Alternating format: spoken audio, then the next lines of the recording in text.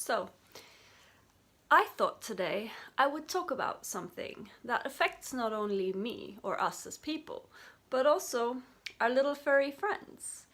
So this is Chili, and today I'm going to talk about triggering. So what does it mean to be triggered? It's when you're in a situation, you think everything is fine, and then someone says something out of the blue, which is actually not so bad, but it makes you feel terrible, and it makes you feel like you want to scream or cry, or suddenly like the world starts breaking down, or someone does something which, oh my god, the world is going to end. So the out of proportion reaction to the actual event that happened is what we call when you are triggered. You are not reacting logically or in proportion to what actually happened. It's because in that moment you're actually reacting to an old program or something that has happened before that is still within you, and it's still a wound and it's still raw, and that event or that thing the person said has basically poured salt into your wound. And this is the intense emotional reaction that happens. So what do? I think the first step is to learn to become aware when you get triggered. That alone in itself is a practice, because it's easier said than done.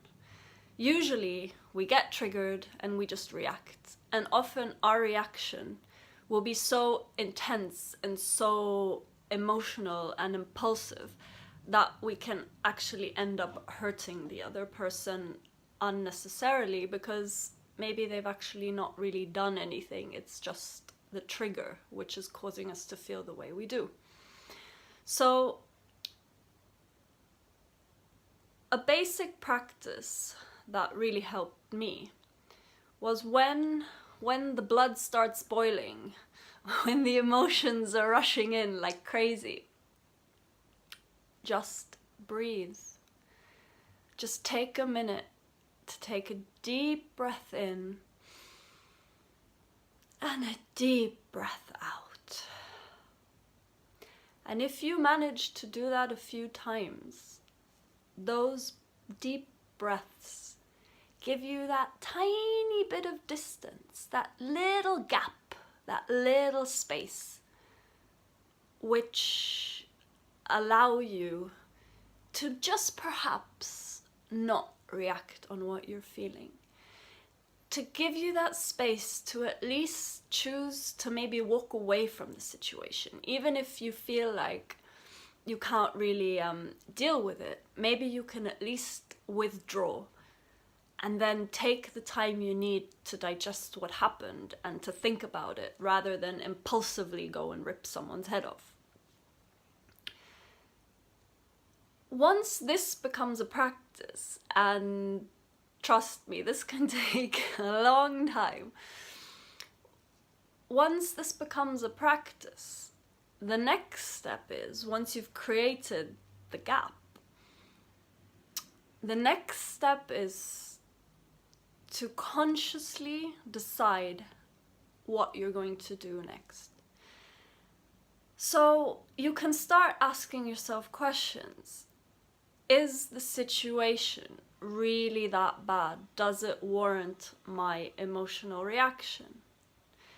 If it is, if someone actually upset you or overstepped their boundary or something, then by all means express yourself in a kind as possible way.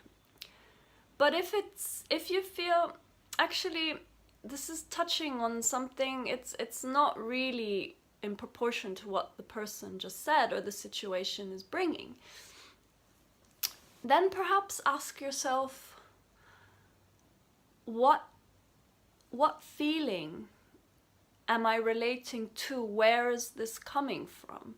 What does this remind me of? What is the signature, the flavor, the vibration of what I am feeling? And this is a beautiful opportunity from life to go back and revisit your unhealed wounds and to start healing them, to start working on them. Because half of the time we don't even know they're there. And unless you get triggered, you don't know how much they hurt. So my practice, which I've been doing for years and years, is to try and welcome these moments and see them as opportunities to learn and to work on myself and to slowly heal everything that's inside of me.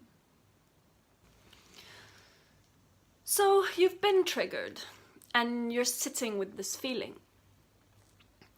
So what can you do? I think at the beginning, the best thing is to get some distance, to not immediately react. You can let the other person know they've made you feel a certain way, and if you feel that is necessary. And if it's like, for example, brought up something from the past with the same person, perhaps they're not doing it anymore, but they used to in the past. So you can kindly say, well, this reminded me of the time when, blah, blah. I know you're not doing it now, but it has made me feel bad. It has reminded me of how I used to feel.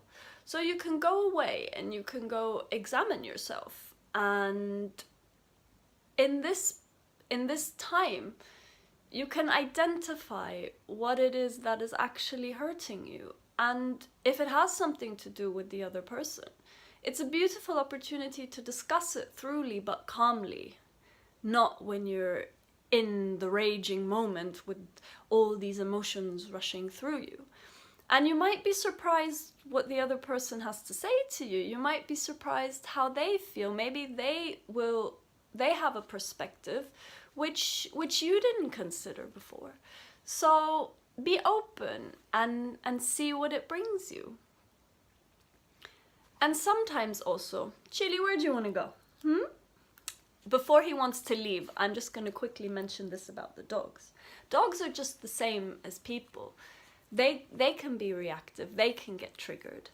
And anyone who's done any training with dogs will know that scolding them or being angry or being equally reactive doesn't really help. It just makes things worse. So what they need is a lot of positive reinforcement, and they need to know that they're safe and that we're looking out for them and we understand them and that their reactions are okay and that we give them the space to guide them in a kind way to a reaction that's less stressful for them and less stressful for us in turn. And this way you can also recondition. He wants to go. You can recondition the way they feel, basically. And that's what we're doing with ourselves. You want, or I want, to change the way I feel about a certain thing. I'm fed up of being a slave to feeling bad or to feeling unsafe or to feeling this way or that way. Not saying we should deny our negative emotions, not at all. It's the contrary. We should embrace them and use them to try and find a positive way to feel bad when there's a reason to feel bad, but not when there's not, when it's just a program from the past running and running. So yeah, so the reason I'm talking about this today is because last night I got triggered big time and it came out of nowhere.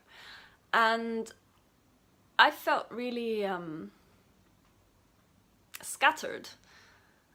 And I wasn't really sure what I was reacting to, so I needed the time to step away and to digest. And as I did, I realized what had triggered me was actually almost like a time travel, because in that moment, I became the person I was in the past. And I was reacting how I used to react and how I used to feel in the past. And the fact that this is still alive in me and it has the power to come into the present means that there is an unresolved issue there. There is something there that can still actively hurt me in the present. So I'm going to give it time and attention. I'm going to meditate on it, and I will go inside and speak to that part of me to see what it needs. And I will also speak to the person who triggered me, because maybe they can offer me a perspective which I don't have, and then perhaps the way I feel about things will change as well. So yeah, the next time you get triggered, thank the universe. This is an opportunity to grow, and try and just breathe and not react, and just stay with it for as long as you can. See you soon.